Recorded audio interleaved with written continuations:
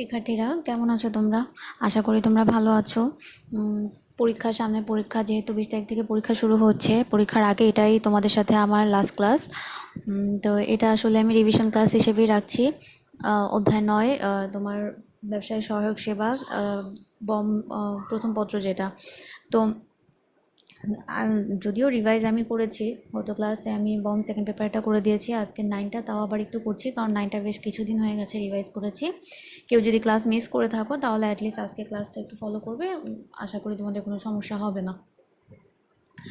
আর আমি CQ question বারবার বলছি যে সিকিউ কোয়েশ্চেন আমি যে চ্যাপ্টার দুটোর উপরে যে দিয়েছি সিকিউ যে কয়টা, ওখান থেকেই সিকিউ তোমরা কমন পাবে। আর এমসিকিউর জন্য নিজের টেক্সট বই থেকে পড়বে, ঠিক আছে? তো চলো শুরু করি। প্রথমে কিছু ছোট কোশ্চেন দিয়ে আমি শুরু করি।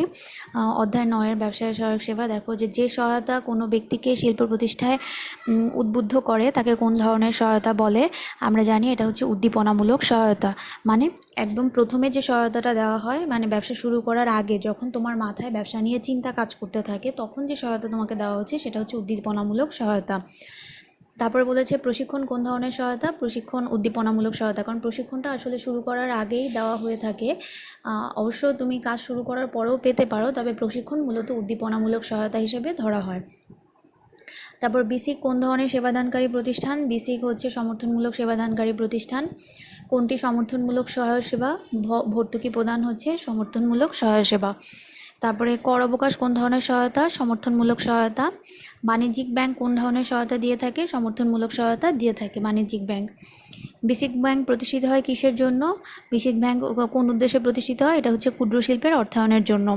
বিসিকের প্রধান কাজ কি? বিনিয়োগ পরামর্শ দান করা। তারপরে বলেছে যে বাংলাদেশের কোন প্রতিষ্ঠানগুলো আসলে সংরক্ষণমূলক সেবা দিয়ে থাকে? যেমন আছে বাংলাদেশ বিনিয়োগ বোর্ড, জাতীয় রাজস্ব বোর্ড, বিএসটিআই, এগুলো আসলে সাধারণত কমন নাম যেগুলো যা সংরক্ষণমূলক সেবা দিয়ে থাকে। এছাড়া এসএমই ফাউন্ডেশন আছে, অমুনাফাভোগী প্রতিষ্ঠান। এসএমই ফাউন্ডেশন আসলে কি ধরনের প্রতিষ্ঠান? এসএমই ফাউন্ডেশন হচ্ছে অমুনাফাভোগী প্রতিষ্ঠান, ঠিক আছে? তারপরে এসএমই ঋণ দেওয়ার ক্ষেত্রে বাংলাদেশ ব্যাংক কাদের অগ্রাধিকার দেয়? নারী উদ্যোক্তাদেরকে। এসএমইর পূর্ণরূপ কি? Small and medium enterprise. তারপরে বলেছে যে বাংলাদেশ ক্ষুদ্র কুটির শিল্প সংস্থা কোন ধরনের সহায়তা দিয়ে থাকে? এটা সমর্থনমূলক সহায়তা। সাবটা চুক্তি সম্পাদিত হয় কয়টি দেশ নিয়ে? 8টি। সর্বপ্রথম গ্যাট প্রতিষ্ঠিত হয় কোন রাষ্ট্রে? কিউবা, ঠিক আছে? তাহলে এই হচ্ছে মূলত তোমাদের এই সহায়ক সেবার চ্যাপ্টার থেকে এই ধরনেরই আসে। এছাড়া আরও তোমরা বইয়ের মধ্যে পাবে, যেমন সহায়ক সেবা কয় ধরনের? 3 ধরনের। উদ্যোক্তাকে উৎসাহ তথ্য প্রদান কোন ধরনের সেবার মধ্যে পড়ে? উৎসাহ দেওয়া বা তথ্য প্রদান করা হচ্ছে উদ্দীপনামূলক সেবার মধ্যে পড়ে। তারপরে মূলধন সরবরাহ কোন ধরনের শিল্প সহায়তা? এটা হচ্ছে সমর্থনমূলক সেবা। সরকারের ভর্তুকি প্রদান কোন ধরনের সহায়ক সেবা? এটা হচ্ছে সংরক্ষণমূলক সেবা। এসএমই ঋণ কোন ধরনের সহায়তা দিয়ে থাকে? সমর্থনমূলক সেবা দিয়ে থাকে। এছাড়া বিসিক কত সালে প্রথম প্রতিষ্ঠিত হয়? 1957 সালে। বাংলাদেশের ক্ষুদ্র কুটির শিল্প সংস্থা সরকারের কোন মন্ত্রণালয়ের অধীনে কাজ করে? এটা শিল্প মন্ত্রণালয়ের অধীনে, ঠিক আছে? বাণিজ্যিক ব্যাংক সমূহ সাধারণত কোন ধরনের ঋণ দেয়? বাণিজ্যিক ব্যাংক সাধারণত স্বল্পমেয়াদী ঋণ দেয়। এসএমই ফাউন্ডেশন কত সালে প্রতিষ্ঠিত হয়? 2006 অথবা 2007, যেটাই থাকুক সেটা দেবে। যদি 2007 অপশনে থাকে 2007 দেবে, আর যদি 6 থাকে তাহলে হচ্ছে 6 দেবে। দুইটা একসাথে কখনোই থাকবে না, যে কোনো একটা থাকবে। যদি কখনো ভুলক্রমে দুইটা এসে থাকে, যেটা দিবে সেটাই রাইট ধরা হবে, সেক্ষেত্রে পরেরটা দেবে, 2007 দেবে। বাংলাদেশে বর্তমানে কত সালে জাতীয় শিল্পনীতি প্রচলিত? 2016 সালে। এসএমই ঋণের সমুদায় ঋণের কত অংশ মহিলা উদ্যোক্তাদের জন্য সংরক্ষিত থাকে? 15% মহিলা উদ্যোক্তাদের জন্য সংরক্ষিত থাকে। বাংলাদেশের সর্ববৃহৎ এনজিও প্রতিষ্ঠান কি? বাংলাদেশের সর্ববৃহৎ এনজিও প্রতিষ্ঠান হচ্ছে ব্র্যাক। তারপরে পুরানো এনজিও প্রতিষ্ঠান কোনটি? পুরানো এনজিও প্রতিষ্ঠানও ব্র্যাক। টিএমএসএস প্রথম বাংলাদেশে কোন জেলায় কাজ শুরু করে? এটা মূলত বগুড়ায় কাজ শুরু করে। বিজিএমই কত সালে যাত্রা শুরু করে? 1977 সালে বিজিএমইএ 1977 সালে যাত্রা শুরু করে। রপ্তানি উন্নয়ন ব্যুরো সরকারের কোন মন্ত্রণালয়ের অধীন?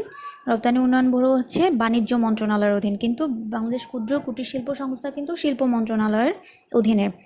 রপ্তানি উন্নয়ন ব্যুরো কত সালে প্রতিষ্ঠিত হয়? 1977 সালে। এরপরে 1985 সালে প্রথম সার্ক সম্মেলন কোথায় অনুষ্ঠিত হয়? ঢাকায়। 1985 সালে প্রথম সার্ক সম্মেলন হয় ঢাকাতে। কতগুলি দেশ নিয়ে সাপটা চুক্তি সম্পাদিত হয়? 7টি। সাপটার বর্তমান সদস্য সংখ্যা কত? 8। সাফটার সর্বকনিষ্ঠ রাষ্ট্র কোনটি? আফগানিস্তান। আসিয়ানের বর্তমান সদস্য সংখ্যা কত? 10টা দেশ বর্তমান সদস্য। বিমস্টেক কত সালে প্রতিষ্ঠিত হয়? 1997 সালে। বিশ্ব বাণিজ্যকে সকলের জন্য কল্যাণকর করতে যে আন্তর্জাতিক সংগঠন কাজ করছে তার নাম কি? WTO। বিশ্ব বাণিজ্যের জন্য যে প্রতিষ্ঠান কাজ করে সেটা অবশ্যই কি? WTO বা world trade organization. World trade organization বা WTO প্রধান অফিস কোথায় অবস্থিত? সুইজারল্যান্ডের জেনেভায়। তারপর বলেছে যে WTO কোন চুক্তির নবতর সংস্করণ? এটা হচ্ছে গ্যাট চুক্তির নবতর সংস্করণ। সবচেয়ে বড় ও সফল আঞ্চলিক অর্থনৈতিক জোট কোনটি? EU। ইউরোপিয়ান ইউনিয়নের বর্তমান সদস্য দেশ কয়টি? 28টি। নিচের কোন আঞ্চলিক সংস্থাটি এক অভিন্ন ও মুদ্রা ব্যবস্থার প্রচলন করেছে? European union. কোন দেশ ইউরোপিয়ান ইউনিয়ন থেকে বেরিয়ে যাওয়ার প্রক্রিয়ায় রয়েছে? ব্রিটেন।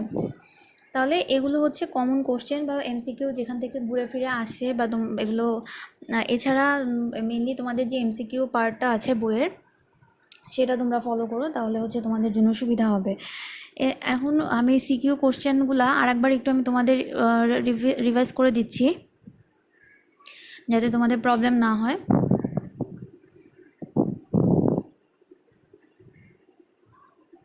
এই চ্যাপ্টারের যে সিকিউগুলো ছিল আরেকবার একটু বলে দিচ্ছি, তাহলে আশা করি তোমাদের সমস্যা হবে না।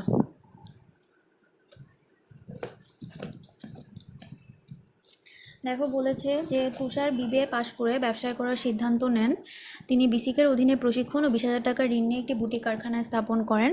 সরকারি ব্যাংকগুলোর ঋণ সহায়তা পেলে তিনি তার কারখানা থেকে উৎপাদিত পণ্য বিদেশি রপ্তানির উদ্যোগ নিতে পারেন। BGMEA কি? BGMEA হচ্ছে Bangladesh garment manufacturers and exporters association, বা এটা যদি বানান ভুল হওয়ার চান্স থাকে তাহলে লিখতে পারো যে তৈরি পোশাক ও প্রস্তুতকারক ও রপ্তানিকারকদের স্বার্থ রক্ষার জন্য যে বেসরকারি সংস্থা তাকেই BGMEA বলে। EPB কি? EPB কিভাবে রপ্তানি বাণিজ্যে সহায়তা করে?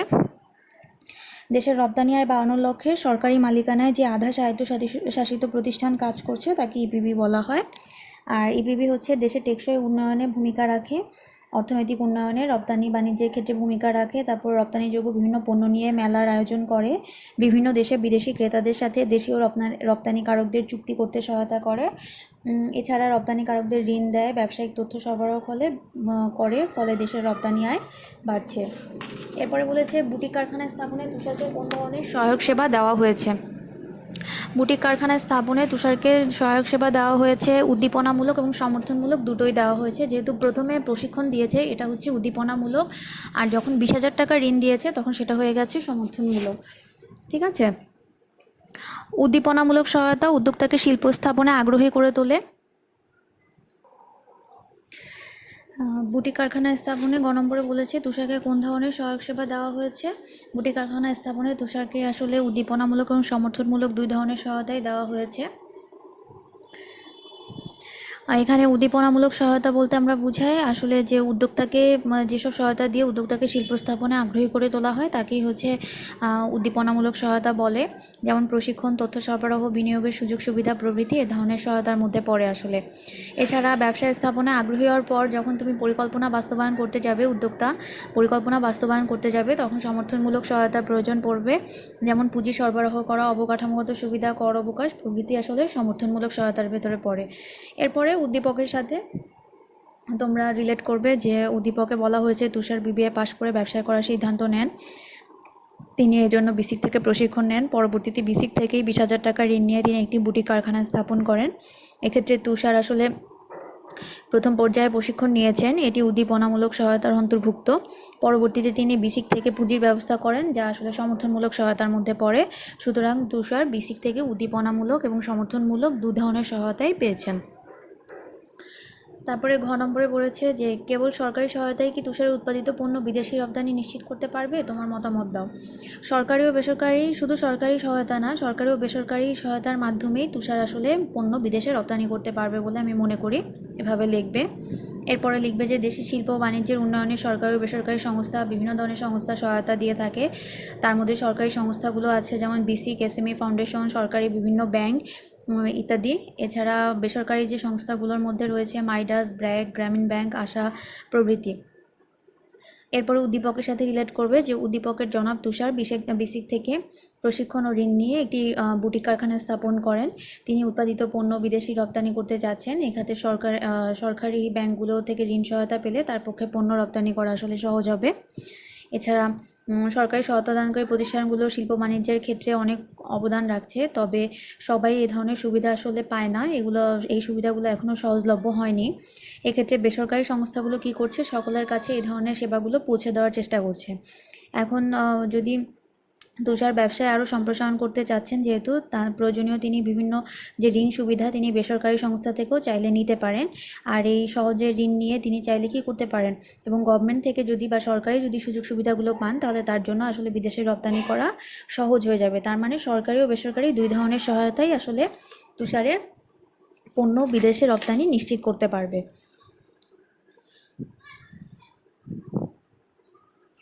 তারপরে দেখো বলেছে,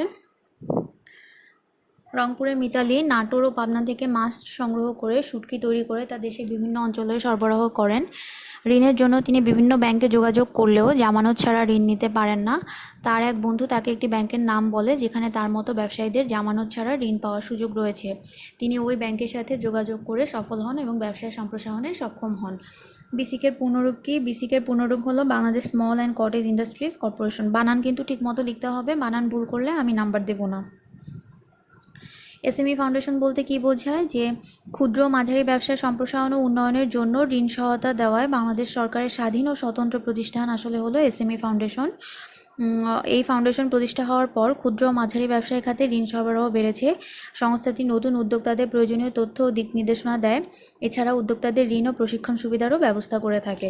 ঠিক আছে, তার মানে হচ্ছে ক্ষুদ্র ও মাঝারি ব্যবসায় সম্প্রসারণে যার লক্ষ্য, সে এই প্রতিষ্ঠান হচ্ছে সরকারি প্রতিষ্ঠান। এটি হচ্ছে এসএমই ফাউন্ডেশন অমুনাফাভোগী একটি প্রতিষ্ঠান। ক্ষুদ্র ও মাঝারি ব্যবসায় খাতে ঋণ দিয়ে থাকে। প্রয়োজনীয় উদ্যোক্তাদেরকে প্রয়োজনীয় তথ্য ও প্রশিক্ষণ দেয়, দিক নির্দেশনা দেয়। এছাড়া ঋণ ও প্রশিক্ষণ সুবিধা দিয়ে থাকে। আচ্ছা, এরপরে গ নম্বরে বলেছে যে মিতালি জামানত ছাড়া কোন ব্যাংক থেকে ঋণ পেতে পারেন, ব্যাখ্যা করো। আমরা জানি যে উদ্দীপক অনুযায়ী উদ্দীপকের মিতালি দত্ত জামানত ছাড়া আসলে মিতালি গ্রামীণ ব্যাংক থেকে ঋণ পেতে পারেন। এই ব্যাংক গ্রামের বিত্তহীন দুস্থ নারী পুরুষদের ব্যাংকিং এবং ঋণ সুবিধা দেয়। দরিদ্র ও ভূমিহীন জনগোষ্ঠীকে ঋণ দেওয়ার কর্মসূচি নিয়ে এই প্রকল্প আসলে গঠিত হয়। মেনলি দরিদ্র ও ভূমিহীন জনগোষ্ঠীকে ঋণ দেয়। আচ্ছা, উদ্দীপকের মিতালি নাটোর ও পাবনা থেকে মাছ সংগ্রহ করে শুটকি তৈরি করেন। এরপর তা দেশের বিভিন্ন অঞ্চলে সরবরাহ করেন। ব্যবসায়টি সম্প্রসারণ করতে ঋণের জন্য বিভিন্ন ব্যাংকে যোগাযোগ করলেও জামানত ছাড়া ঋণ নিতে পারে না। মানে এখন তুমি উদ্দীপকের সাথে এই অংশটা রিলেট করবে। তাই বন্ধুর পরামর্শে তিনি একটি ব্যাংকের ঋণের জন্য যান। এই ব্যাংকে ব্যবসায়ীদের জামানত ছাড়া ঋণ পাওয়ার সুযোগ আছে। ব্যাংকটি নারী উদ্যোক্তাদের বিশেষ ঋণ সুবিধা দিয়ে থাকে। এ ধরনের ঋণদান কাজ গ্রামীণ ব্যাংক আসলে করে থাকে। তাই আমরা বলতে পারি যে মিতালি গ্রামীণ ব্যাংক থেকে জামানত ছাড়া ঋণ পেতে পারেন। ঠিক আছে, নারী উদ্যোক্তা উন্নয়নে এই ধরনের ব্যাংক ঋণ কতটুকু অবদান রাখতে সক্ষম তুমি মনে করো, যুক্তিসহ বিশ্লেষণ করো। অবশ্যই নারী উদ্যোক্তা উন্নয়নে গ্রামীণ ব্যাংকের ঋণ গুরুত্বপূর্ণ অবদান রাখতে সক্ষম। এই ব্যাংক দরিদ্র নারী উদ্যোক্তাদেরকে জামানতবিহীন ক্ষুদ্র ঋণ দেয়। এটি নারী উদ্যোক্তা উন্নয়নে প্রয়োজনীয় সহায়তা করে থাকে। উদ্দীপকের মিতালি গ্রামীণ ব্যাংক থেকে জামানতবিহীন ঋণ পেয়ে তার ব্যবসায়িক কাজকে সম্প্রসারণ করে, ফলে তিনি নিজের অর্থনৈতিক সমৃদ্ধি অর্জন করতে পেরেছেন। তিনি একজন নারী উদ্যোক্তা হিসাবে এই ঋণ পেয়ে সহজেই তার ব্যবসায়ের উন্নয়ন করতে সক্ষম হয়েছেন। আচ্ছা, এটা গেল হচ্ছে যে মানে এই অংশটা প্রথমে লিখতে হবে যে নারী উদ্যোক্তা উন্নয়নে গ্রামীণ ব্যাংকের ঋণ গুরুত্বপূর্ণ অবদান রাখতে সক্ষম। এই ব্যাংক দরিদ্র নারী উদ্যোক্তাদেরকে জামানতবিহীন ক্ষুদ্র ঋণ দেয়। এটি নারী উদ্যোক্তা উন্নয়নে প্রয়োজনীয় অন্যান্য সহায়তাও দিয়ে থাকে। তারপরে লিখবে যে উদ্দীপকের মিতালি গ্রামীণ ব্যাংক থেকে জামানতবিহীন ঋণ পেয়ে তার ব্যবসায়িক কাজকে সম্প্রসারণ করেন, ফলে তিনি নিজের অর্থনৈতিক সমৃদ্ধি অর্জন করতে পেরেছেন। তিনি একজন নারী উদ্যোক্তা হিসেবে ঋণ পেয়ে সহজেই তার ব্যবসায় উন্নয়ন করতে সক্ষম হয়েছেন। এদেশে অসংখ্য দরিদ্র, এরপরে একটু জাস্ট কনক্লুড করবে কিন্তু সুন্দর করে একটু ব্যাখ্যা দিয়ে। এদেশে অসংখ্য দরিদ্র নারী উদ্যোক্তা আছে যারা সহজ শর্তে ঋণের অভাবে ব্যবসায় গঠনে আসলে পিছিয়ে পড়ছেন, মানে প্রয়োজনীয় ঋণের অভাবে আসলে পিছিয়ে পড়ছেন, এবং ঋণের ক্ষেত্রে দেখা যাচ্ছে অনেক ব্যাংক জামানত চায়, আবার সুদের পরিমাণটা বেশি থাকে। তো এইসব কারণে ঋণ নিয়ে কাজ করে ব্যবসায় স্থাপন করাটা অনেক নারীর জন্য, দরিদ্র নারীর পক্ষে সম্ভব হয় না। গ্রামীণ ব্যাংক এই দরিদ্র নারী উদ্যোক্তাদের দলগতভাবে জামানতবিহীন ঋণ দিয়ে থাকে, একটা গ্রুপ করে, বিভিন্ন গ্রুপ করে করে ঋণ দিয়ে থাকেন। এতে সহজে নারী ব্যবসায়ীরা তাদের ব্যবসায় চালাতে ও সম্প্রসারণ করে লাভবান হতে পারেন। এছাড়া মহাজন শ্রেণীকে ঋণের অতিরিক্ত সুদ দেওয়া থেকে তারা রক্ষা পেতে পারেন, মানে এই যে মহাজনের কাছ থেকে যদি ঋণ নিতে যায় সেক্ষেত্রে প্রচুর সুদ দিতে হয়, কিন্তু গ্রামীণ ব্যাংক থেকে ঋণ নিলে সেই সুদের আর দরকার হয় না। এ ধরনের ঋণ নিয়ে তারা মাছ চাষ, হাঁস মুরগির খামার প্রভৃতি তৈরি করে ক্ষুদ্র শিল্পের উন্নয়ন করতে পারেন। মিতালিকে দেখে এলাকার অন্য নারীরাও ব্যবসায় গঠনে আগ্রহী হবেন, এতে তাদের কর্মসংস্থানের ব্যবস্থা হবে। সুতরাং নারী উদ্যোক্তা উন্নয়নে গ্রামীণ ব্যাংক জামানতবিহীন ঋণ গুরুত্বপূর্ণ ভূমিকা পালন করে।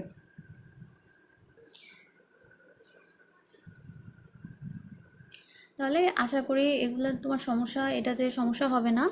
এরপরে দেখো, পরেরটা বলেছে যে জার্মানি, স্পেন ও ইতালি অর্থনৈতিকভাবে উন্নত তিনটি দেশ। একই মহাদেশে এই দেশগুলোর উন্নতির পেছনে রয়েছে একটি আন্তর্জাতিক জোট। এই জোটের অধীন দেশগুলো একই মুদ্রা ব্যবহার করে। পারস্পরিক অর্থনৈতিক উন্নয়ন ও সম্পর্ক উন্নয়নে এই জোট বিশ্বের অনন্য দৃষ্টান্ত হয়ে দাঁড়িয়েছে।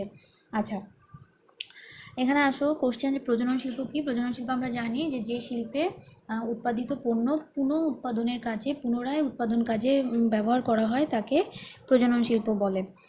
তারপরে বলেছি বিমা বলতে কি বোঝো? আমরা জানি বিমা হলো বিমা গ্রহীতা ও বিমাকারীর মধ্যে সম্পাদিত চুক্তি, যেখানে বিমাকারী নির্দিষ্ট প্রিমিয়ামের বিনিময়ে বিমা গ্রহীতাকে ভবিষ্যৎ সম্ভাব্য ঝুঁকির জন্য আর্থিক নিরাপত্তা দিয়ে থাকে।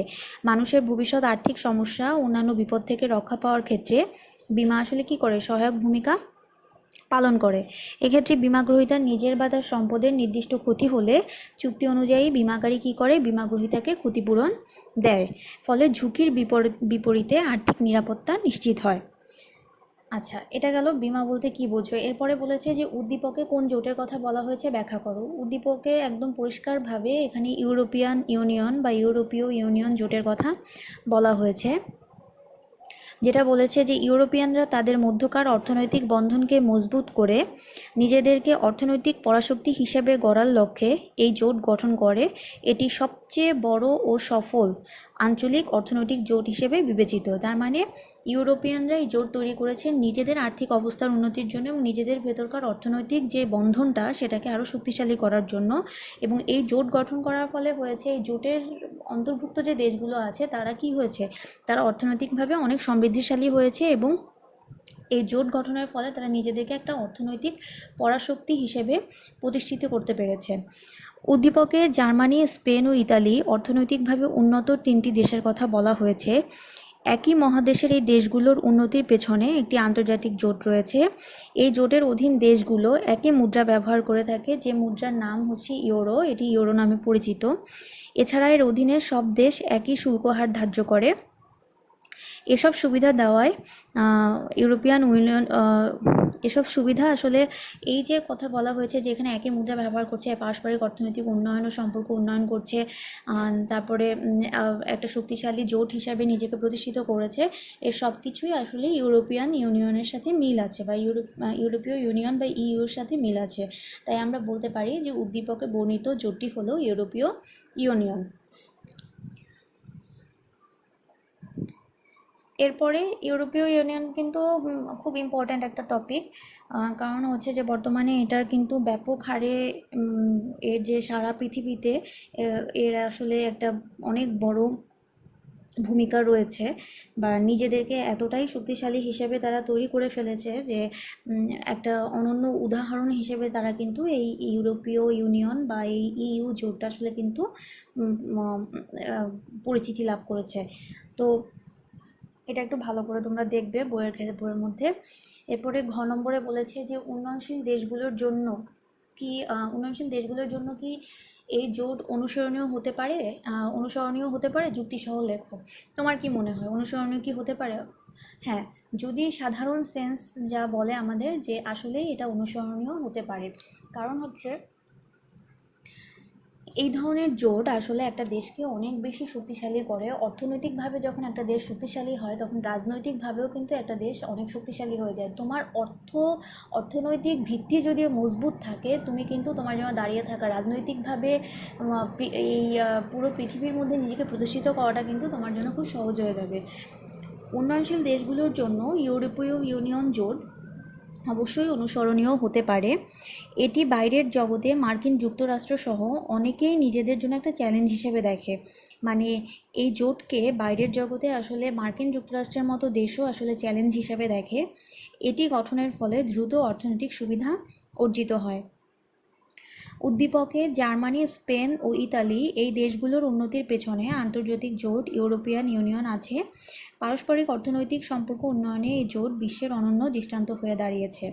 ইউরোপীয় ইউনিয়ন জোট সবচেয়ে বড়, সবচেয়ে সফল আঞ্চলিক অর্থনৈতিক জোট হিসেবে আত্মপ্রকাশ করে। এটি সদস্য দেশগুলোর মধ্যে পণ্য, সেবা, মূলধন ও জনশক্তির অবাধ প্রবাহ নিশ্চিত করে। কী পণ্য, সেবা, মূলধন ও জনশক্তির অবাধ প্রবাহ নিশ্চিত করে? এতে তাদের মধ্যে সম্পর্কের উন্নয়ন হয়। তারা নিজেদের মধ্যে একটি সাধারণ মুদ্রা চালু করে ও একই হারে শুল্ক ধার্য করে। ফলে ব্যবসায় বাধা খুব সহজেই দূর হয়।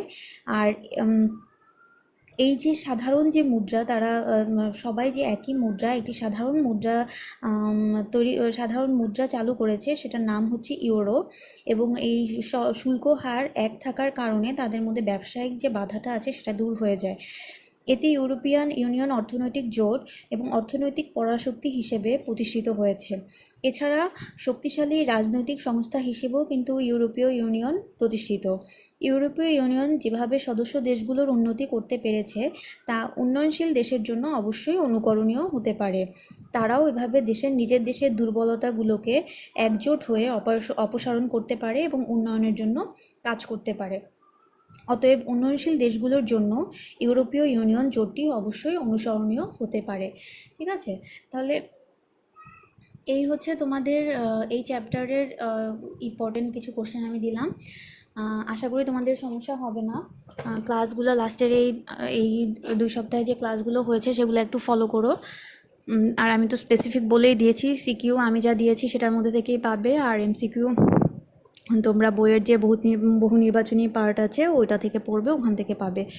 তো পরীক্ষা ভালো করে দাও, তোমাদের জন্য অনেক শুভকামনা রইল। তো ভালো থেকো, আবার পরবর্তীতে ক্লাসে কথা হবে তোমাদের সাথে।